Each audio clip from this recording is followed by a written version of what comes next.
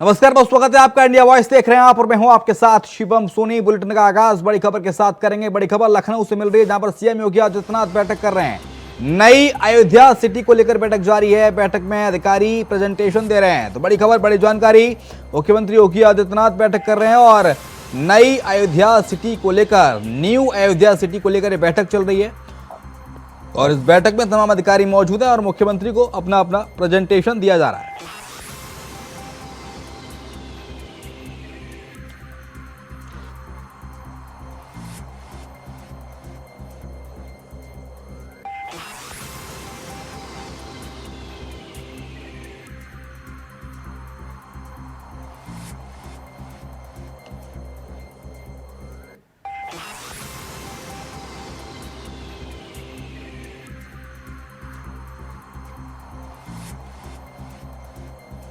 अखंड प्रताप शाही ज्यादा जानकारी के लिए हमारे साथ हमारे संवाददाता इस वक्त फोन लाइन पर जुड़ गए हैं। अखंड, महत्वपूर्ण बैठक मुख्यमंत्री योगी आदित्यनाथ की नई अयोध्या सिटी को लेकर, क्या जानकारी फिलहाल? देखिए, ये मीटिंग चल रही है नई अयोध्या सिटी को लेके जो प्रेजेंटेशन होना था उस प्रेजेंटेशन पे ही बातचीत हो रही है और सीएम इसमें मीटिंग ले रहे हैं। तमाम अधिकारी जो है वो उसमें मौजूद है और अयोध्या को बेहतर बनाने के लिए जो स्मार्ट सिटी कॉन्सेप्ट के अलावा भी अयोध्या को एक तीर्थ स्थल के तौर पे के तौर पे उन्हें जो विकसित करने के लिए जो कमेटी बनी थी उसको लेके जो प्रेजेंटेशन होना था उस कमेटी का प्रेजेंटेशन इस समय सीएम के सामने हो रहा है। और ये जो महत्वाकांक्षी परियोजना है बीजेपी सरकार की के आने वाले वक्त में अयोध्या को ग्लोबल स्टेज पे उसे एक खूबसूरत पहचान दी जाए। उसका जो आध्यात्मिक पहलू है, उसके साथ साथ जो पर्यटन है, जो वहाँ पे रोजगार के संसाधन है, ये तमाम चीजें उसमें एक साथ इंक्लूड की जाए, तो उसको लेके ये प्रेजेंटेशन चल रहा है। कब तक ये बैठक चलेगी अखंड, और इस बैठक के बाद क्या माना जाए? अयोध्या की नई सिटी को लेकर जो प्रस्ताव रखा है मुख्यमंत्री योगी आदित्यनाथ ने, जो कल्पना की है, वो साकार होती नजर आएगी?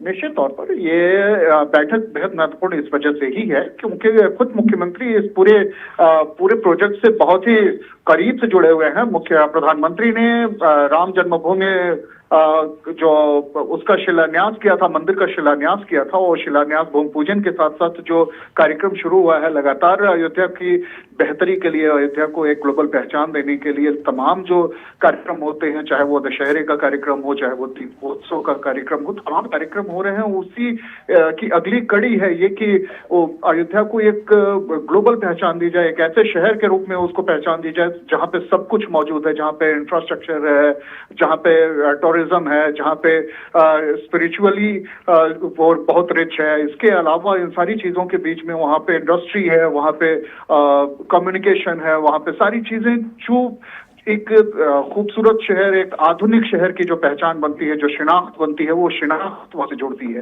तो उसी की कोशिश है और उसी प्रेजेंटेशन को आज देख रहे हैं मुख्यमंत्री। खुद मुख्य सचिव उसमें इन्वॉल्व होते हैं। तमाम जो अधिकारी लगाए गए हैं, पूर्व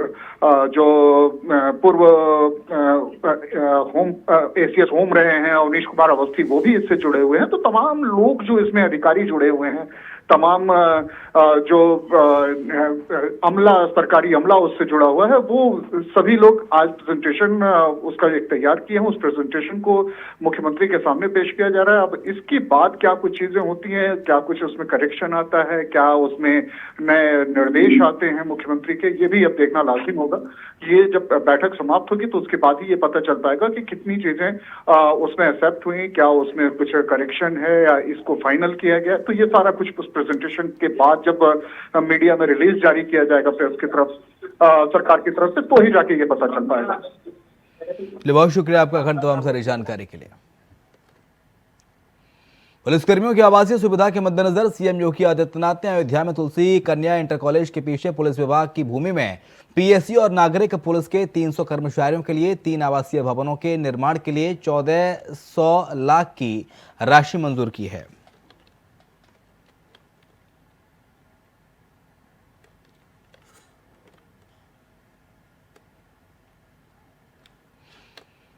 लखनऊ की इलाहाबाद के हाईकोर्ट बेंच लखनऊ का फैसला आया है। डिप्टी सीएम केशव प्रसाद मौर्य ने ट्वीट करते हुए कहा है कि नगरीय निकाय चुनाव के संबंध में माननीय उच्च न्यायालय इलाहाबाद के आदेश का विस्तृत अध्ययन करके विधि विशेषज्ञों से परामर्श के बाद सरकार के स्तर पर अंतिम निर्णय लिया जाएगा, परंतु पिछड़े वर्ग के अधिकारियों को लेकर कोई समझौता नहीं किया जाएगा। ये tweet deputy CM Keshav Prasad Maurya का।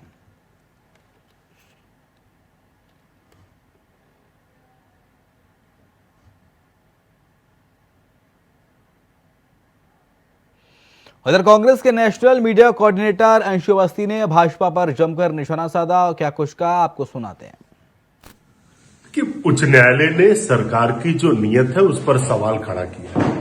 कांग्रेस बार बार इस बात को कह रही है कि आखिर भारतीय जनता पार्टी जो लोगों का निर्धारित आरक्षण है उससे खिलवाड़ क्यों कर रही है। राजीव गांधी जी ने पंचायती राज अधिनियम में जो आरक्षण व्यवस्था की है निकाय चुनाव में, उसका पूरी तरीके से पालन होना चाहिए। उच्च न्यायालय ने भी इस बात को कहा है, लेकिन भारतीय जनता पार्टी की नीयत में खोट है। अभी भी हमें शक है कि भाजपा सरकार बिना आरक्षण को पूरे संवैधानिक तरीके से लागू किए बिना चुनाव कराने के पक्ष में है। जब तक पूरी तरीके से जो आरक्षण व्यवस्था है उसका डिप्लॉय नहीं होता है तब तक हम इसके खिलाफ हैं और इसकी लड़ाई हम लड़ेंगे। इसके लिए जहां तक भी जाना पड़ेगा हम जाएंगे। अभी भी अगर भाजपा सरकार, जिसको हाईकोर्ट ने सख्त टिप्पणी करते हुए उनके ऊपर सवाल खड़ा किया है, अगर भाजपा सरकार अभी भी नहीं चेती तो आप ये समझ लीजिए कि भाजपा सरकार का चरित्र क्या है। आरक्षण मामले पर कोर्ट के आए फैसले को लेकर सपा प्रवक्ता फखरुल हसन चांद ने क्या कुछ कहा, सुनाते हैं आपको। भारतीय जनता पार्टी वो शिक्षक भर्ती में ओबीसी को आरक्षण नहीं देती, वो जाति जनगणना का विरोध करती। आज भारतीय जनता पार्टी निकाय चुनाव बिना ओबीसी आरक्षण के कराना चाहती। इसलिए जानबूझ के एक साजिश के तहत भारतीय जनता पार्टी ने माननीय सुप्रीम कोर्ट के आदेश को जानते हुए भी आरक्षण की व्यवस्था में पेज को ढीला छोड़ दिया था, जिसको माननीय उच्च न्यायालय ने आज पेज को टाइट करके बिना ओबीसी आरक्षण के चुनाव कराने का फैसला किया। लेकिन समाजवादी पार्टी बिना आरक्षण के चुनाव कराए जाने का विरोध करती है। ओबीसी के हक के लिए समाजवादी पार्टी। उधर बिहार में दूसरे चरण के नगर निकाय चुनाव के लिए रोहतास जिला प्रशासन ने सभी बूथों के लिए मतदान कर्मियों को रवाना कर दिया है। रोहतास जिलाधिकारी धर्मेंद्र कुमार और एसपी आशीष भारती ने मतदान कर्मियों को बूथों पर रवाना करने से पहले शांतिपूर्ण भयमुक्त वातावरण में मतदान कराने को लेकर कई टिप्स दी है। आपको बता दें कि 28 दिसंबर को रोहतास में मतदान किया जाएगा और 30 दिसंबर को तकिया बाजार समिति सासाराम में मतगणना होगी।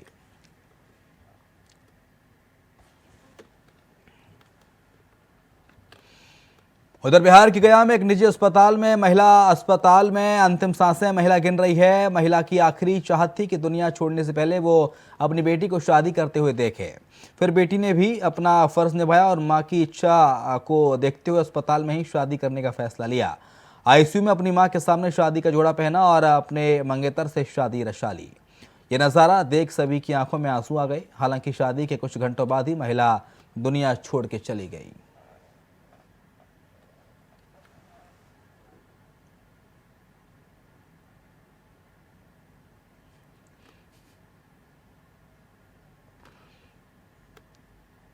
पटना के आईजीएमएस अस्पताल में कोरोना को लेकर मॉक ड्रिल किया गया। इस दौरान 15 ऑक्सीजन बेड तैयार किए गए। डॉक्टरों ने बताया कि पूरे देश में मॉक ड्रिल किया जा रहा है और पटना आईजीएमएस में भी केंद्र सरकार के निर्देश पर डॉक्टरों को प्रशिक्षण दिया गया और बताया गया कि किस तरीके से मरीजों का इलाज किया जाएगा। साथ ही डॉक्टरों ने कहा कि लोगों को घबराने की जरूरत नहीं है, लोग सोशल डिस्टेंसिंग, सैनिटाइजर और मास्क का इस्तेमाल करते रहें। ऑक्सीजन को लेकर भी डॉक्टरों का कहना है कि वो निश्चिंत रहें, ऑक्सीजन पर्याप्त मात्रा में है और मरीजों को कोई दिक्कत नहीं होगी।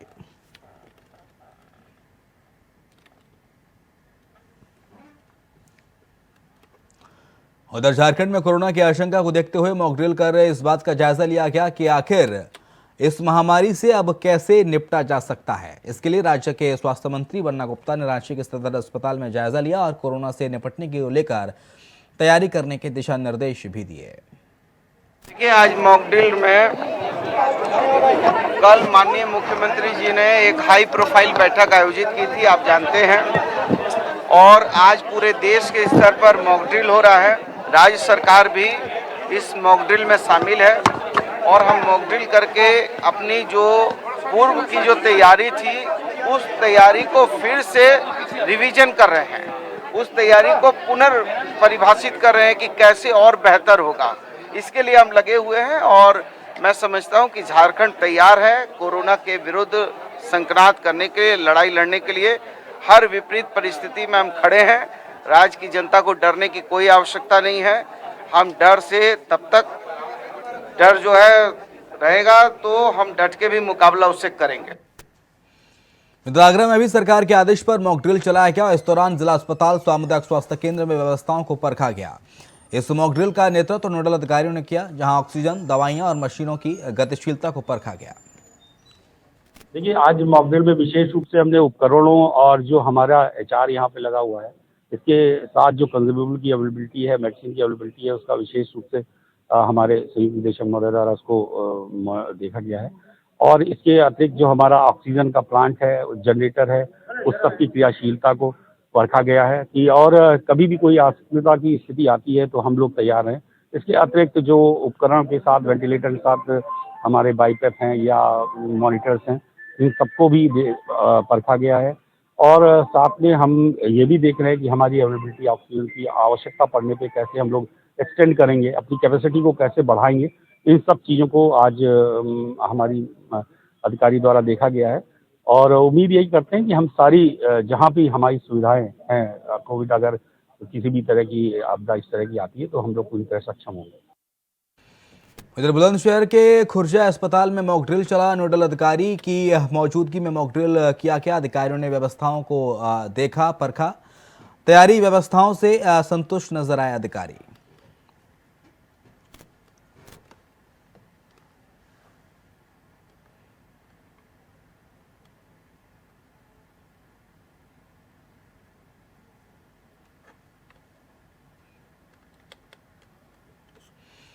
आगरा के लिए राहत भरी खबर। चीन से वापस आए प्रबंधक के परिवार को कोरोना वायरस से छूता रहा। परिवार समेत 37 लोगों की रिपोर्ट नेगेटिव आई है। चीन की एमएनसी में तैनात था शाहगंज निवासी प्रबंधक और दिल्ली एयरपोर्ट से टैक्सी से आगरा पहुंचा था। जीनोम सीक्वेंसिंग की सैंपल रिपोर्ट आज आएगी।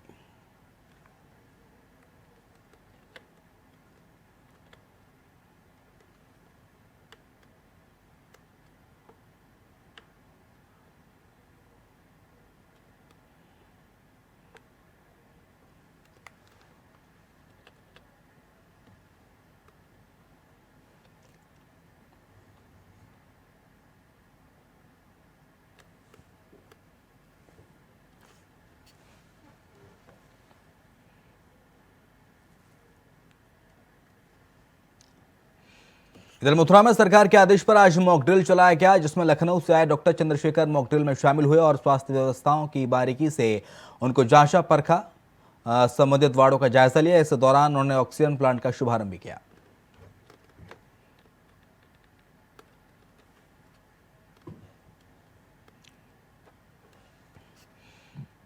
तो बात फरुखाबाद की, जहां पर प्यार में अंधा पति 7 फेरे लेते समय ली गई कसमों को भूल गया। धर्मपरायण पत्नी जब अवैध प्रेम में बाधक बनी तो उसका गला दबाकर मौत के घाट उतार दिया। मौके पर पहुंची पुलिस ने शव को कब्जे में लेकर पोस्टमार्टम के लिए भेज डाला।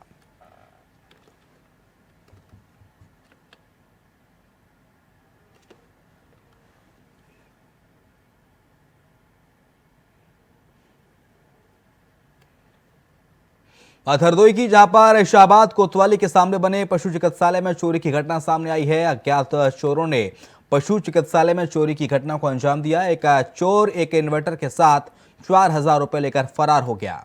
अस्पताल के ड्राइवर ने थाने में तहरीर देकर कार्रवाई की मांग की है।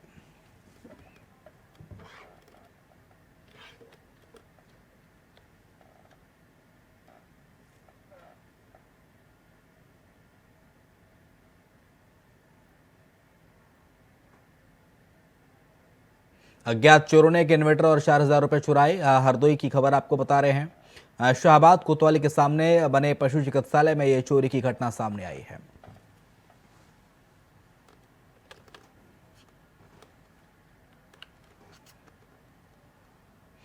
इधर हापुड़ से बाबूगढ़ थाना पुलिस को एक बड़ी सफलता हाथ लगी है। दरअसल पुलिस ने चेकिंग के दौरान देर रात 2 शातिर बदमाशों को गिरफ्तार किया है। पुलिस के मुताबिक बदमाशों ने पुलिस टीम पर फायरिंग कर दी थी। वहीं पुलिस की जवाबी कार्रवाई में दोनों बदमाशों को गोली लगी है, जिससे वो घायल हो गए और उन्हें गिरफ्तार किया गया। उपचार के लिए फिलहाल अस्पताल में भर्ती कराया गया है, जहां उनका इलाज जारी है। श्रीमान पुलिस अधीक्षक हापुड़ महोदय द्वारा अपराधियों के विरुद्ध चलाए जा रहे अभियान के अंतर्गत थाना बाबूगढ़ पुलिस द्वारा रात्रि 1:30 बजे ग्राम गोहरा आलमगीर के पास में 2 शातिर अपराधियों को मुठभेड़ के बाद गिरफ्तार किया है। अभियुक्त गुलबहार पुत्र नासिर तथा सुहेल पुत्र सरताज पुलिस द्वारा आत्मरक्षा की गई फायरिंग में घायल हुए हैं, जिनके कब्जे से 2 तमंचे, 2 कारतूस, 2 खोखा कारतूस व 1 कुंटल चोरी का तार बरामद हुआ है। दोनों अभियुक्त थाना बुढ़ाना जनपद मुजफ्फरनगर के एक डकैती के मुकदमे में वांछित चल रहे हैं तथा अभियुक्त सुहेल थाना खरकौदा मेरठ के एक डकैती के मुकदमे में वांछित चल रहा है। अभियुक्त मोतिहारी में हथियारों के बल पर लाखों की लूटकांड का खुलासा हुआ है। पुलिस ने मामले का खुलासा करते हुए 2 लुटेरों को गिरफ्तार किया, जो घटना को अंजाम देकर भागने में कामयाब रहे। लेकिन पुलिस ने मामले को तत्परता दिखाते हुए महज 4 घंटे के अंदर ही मामले का खुलासा किया था। बता दें कि 7 लोगों ने मिलकर इस घटना को अंजाम दिया। 2 लोगों को गिरफ्तार किया गया है। जल्द ही बाकियों की गिरफ्तारी की बात पुलिस ने कही है।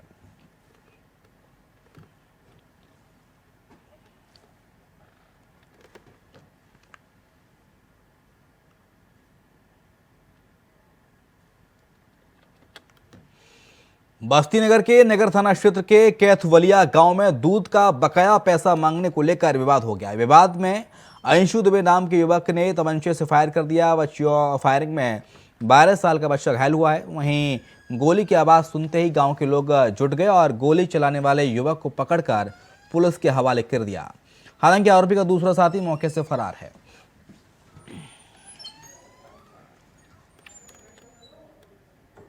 तो दूध का बकाया पैसा मांगने पर फायरिंग की घटना सामने आई है। बस्ती की खबर आपको बता रहे हैं, जहां पर फायरिंग में 12 साल का बच्चा घायल हुआ है। दूध के बकाया पैसा जैसे ही मांगा तो उसने फायरिंग शुरू कर दी। आरोपी बदमाश को दोनों लोगों ने पकड़ लिया है। गोली की आवाज सुनते ही गांव के लोग जुट गए और गोली चलाने वाले युवक को पकड़ लिया गया।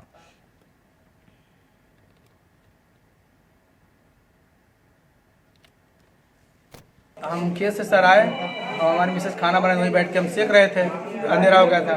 तो उसके बाद पल्सर से अंशु दुबे आया तो हमारे लोगों के पास नहीं आया, सीधे वो सारे मतलब हमारे भाई के लड़के हैं, उनसे घर में गया। उसके बाद कार रंगदारी मतलब हाथ दिखा रहे थे सर, हम हाथ दिखा रहे थे पैसा दे, तो सर पैसा दे तो लेकर से चल निकल बाहर निकल।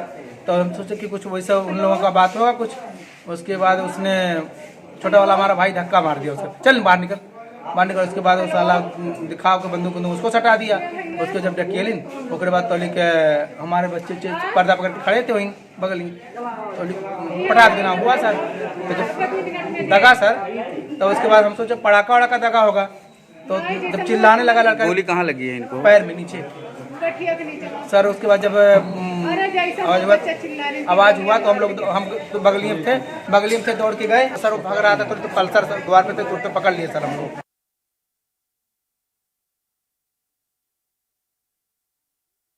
यह ग्राम कैथोलिया लाला में यह सूचना मिली, फायरिंग की सूचना पर मौके पर पुलिस पहुंची, जहां पर ज्ञात हुआ कि गांव में बलिराम यादव, जिनका कि अंशु दुबे से दूध को पैसों को लेकर कुछ लेन देन का विवाद था, जिसमें आज अंशु दुबे द्वारा अपने पैसे मांगने पर विवाद बढ़ गया, जिसमें अंशु दुबे द्वारा गोली चला दी गई। जो बलिराम यादव के 12 वर्ष का उनका बेटा है सत्यम, जिसके पैर में गोली लगी है टांग में। इसमें मौके पर गांव वालों ने अंशु दुबे को पकड़ लिया। इस पर पुलिस मौके पर आई और उसको अरेस्ट कर लिया गया है। जो घायल है उनका बेटा, उसका समुचित उपचार जिला चिकित्सालय में किया गया, जिसकी स्थिति अब खतरे से बाहर है। उत्तर प्रदेश के अस्पतालों में कोरोना संक्रमण से बचाव की तैयारियों को परखने के लिए मंगलवार सुबह 10 बजे मॉक ड्रिल की शुरुआत की गई। इसके तहत कोविड से निपटने के लिए तैयारियों को परखा जाएगा। प्रदेश के उप मुख्यमंत्री ब्रजेश पाठक खुद भी तैयारियों का जायजा लेने के लिए लखनऊ के बलरामपुर अस्पताल में पहुंच गए और अफसरों और चिकित्सकों से जानकारी ली गई।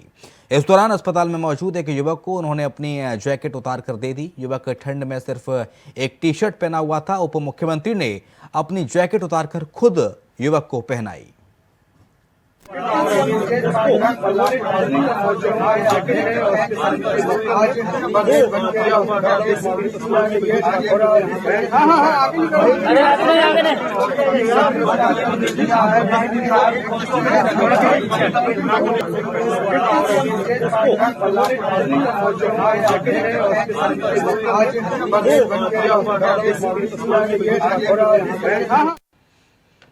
झारखंड में नियोजन नीति के रद्द होने के बाद हेमंत सोरेन की सरकार की तरफ से छात्रों को आश्वासन दिया जा रहा है कि सरकार छात्रों के हित में तेजी के साथ काम करेगी। लेकिन आप ये रिपोर्ट पहले देखिए, उसके बाद।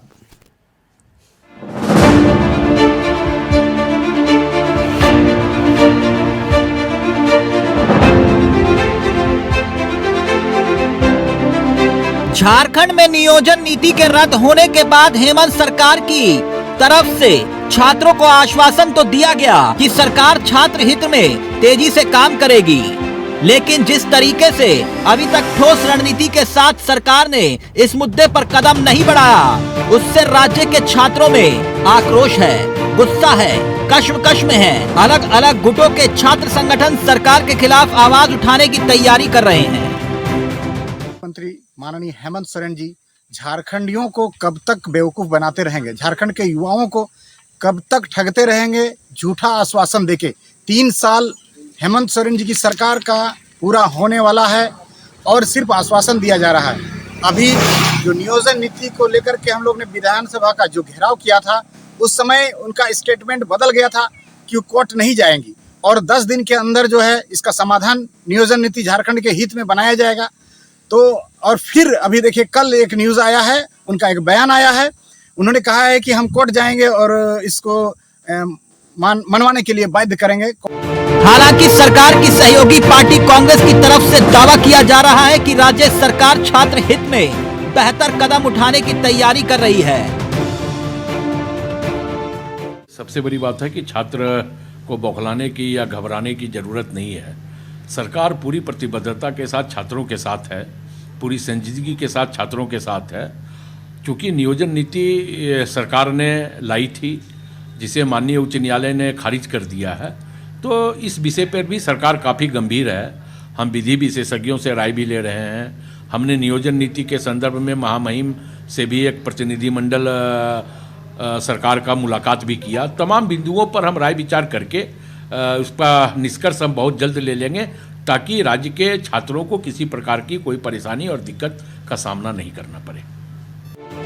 ऐसे में सवाल ये कि क्या युवाओं को नहीं हेमंत सरकार पर भरोसा?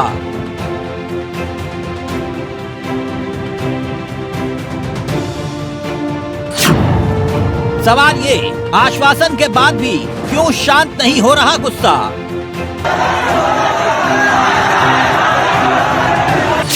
नियोजन नीति को लेकर कश्मकश आखिर कब तक बरकरार? आखिर कितना लंबा होगा झारखंड के युवाओं का इंतजार? यानी साफ है, 5 लाख नौकरी का वादा करना आसान है क्योंकि उससे सत्ता मिल सकती है, मगर सच ये है कि 3 साल गुजरने के बाद भी उस वादे को पूरा करना मुश्किल है। Rakesh Kumar, India voice, Ranchi. Bulletin में इतना ही। खबरें लगातार जारी हैं।